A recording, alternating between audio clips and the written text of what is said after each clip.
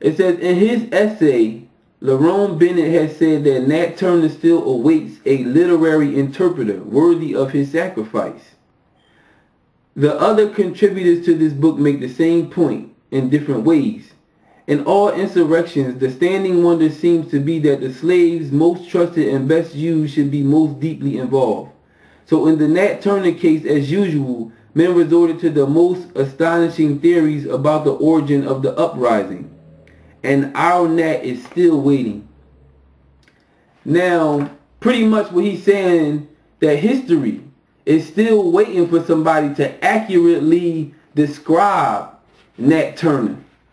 Somebody from among us to bring forth who the man was. And there's a reason why the Creator is allowing his name to live on. But it's something else about this man that has to be vindicated. And that's what I will attempt to do in a small way today. I'm going to provide facts to show that he was a man of God. And he was raised up to do what he did. So with that being said, the primary source about the Nat Turner rebellion insurrection was the confessions that was published in the 1800s. Now, when you read the confessions, it's two different voices. It's the prophetic voice of Nat Turner, and then it's the voice of the interpreter that interviewed Nat Turner while he was in prison, and some of his own assertions. And it was his attempt to try to make Nat Turner seem clownish, like a coward. And so you see the two different narratives coming out of the confessions when you read it. But what he tried to do, it didn't work, because it really backfired on him. Because any man with wisdom and intellect and got a strong handle on the way of God, the words of God, you can clearly see who Nat Turner really was coming through the pages. So one of the first things I'll read was, so this is after the rebellion took place. Nat Turner is captured now.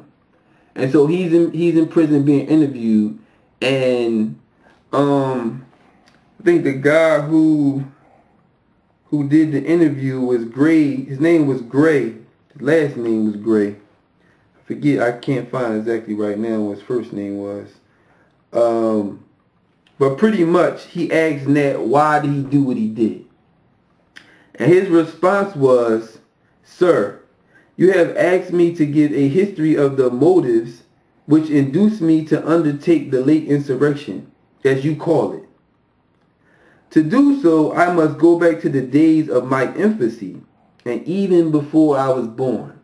So the first one right there from the door, the dude asking, the cracker asking him, why you did what you did. And he's saying, first of all, for me to even answer that, I gotta go back to, this is a long story. So pretty much he's setting it up, telling you, I was bred to do this. All the way from before I was born. This was already decreed to happen. And he started to outline some of the things that back that assertion up. He says,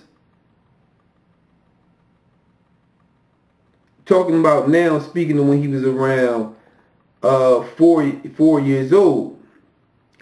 He says, being at play with other children, when 3 or 4 years old, I was telling them something which my mother overhearing said it had happened before I was born.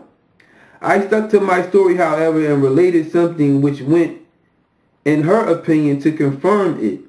Others being called on were greatly astonished, knowing that these things had happened, and caused them to say in my hearing, I surely would be a prophet, as the Lord had shown me things that had happened before my birth. So pretty much when he was a youth, when he was just a toddler playing with the other children, and he would be relating things that had already happened, and his mom overhearing it said, damn, that already happened before you was even born. Oh, surely you're going to be a prophet. They already knew it was going to be something different about him. All throughout his youth and his childhood, even the whites The slave masters knew that he was different, and they treated him different. And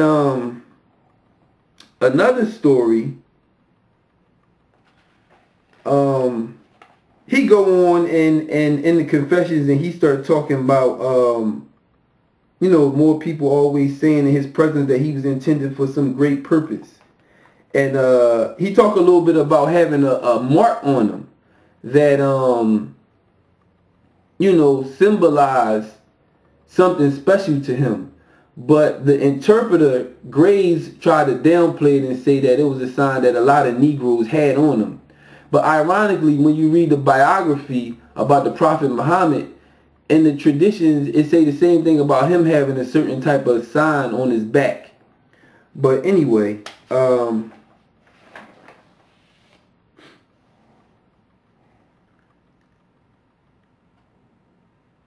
so in another line about in the confessions, he started talking about how he learned how to read. That was another distinction about him with the other people on the plantation, that he learned to read in such a way that everybody was astonished about how quickly he picked up reading. His learning, just his mental capacities was above the other people on the plantation. And he goes, this is his own words according to the confessions, I acquired it with the most perfect ease, so much so that I have no recollection whatever of learning the alphabet. But to the astonishment of the family, one day when a book was shown to me to keep me from crying, I began spelling the names of different objects. This was a source of wonder to all the neighborhood.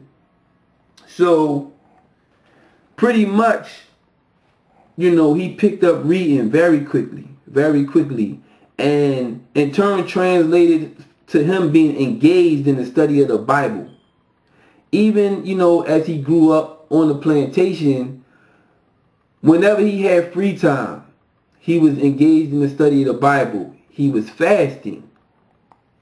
Other children would be engaged in sometimes running around and play during their free time or at night or stealing. He always stayed aloof from them type of activities and was always engaged in reading and the study of the scriptures.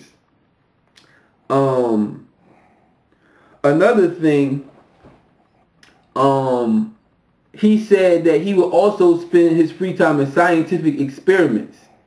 So he used to experiment about making paper, making ink, making gunpowder out of different things. And the person that was interviewing him thought he was lying and asked him about it, and it was found that he was knowledgeable on all the subjects he was saying. This is why he still was in prison. And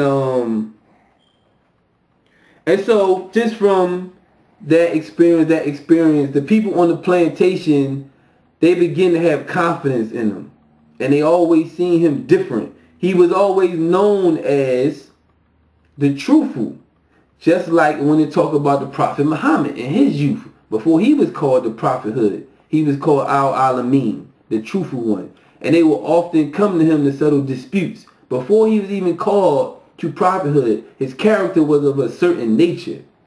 And it was the same way with Nat. And then he said it got to the point when his character was perfected by divine inspiration. And it say, from the circumstances already alluded to in my infancy, and which belief was afterwards zealously inculcated into the austerity of my life and manners, which became the subject of remark by white and black. And he says, having soon discovered to be great, I must appear so, and therefore studiously avoided mixing in society, and wrap myself in mystery, devoting my time to fasting and prayer. By this time, having arrived to man's estate and hearing the scriptures commented on at a meeting, I was struck with a particular passage which says, seek ye the kingdom of heaven, and all things shall be added unto you. I reflected much on this passage, and prayed daily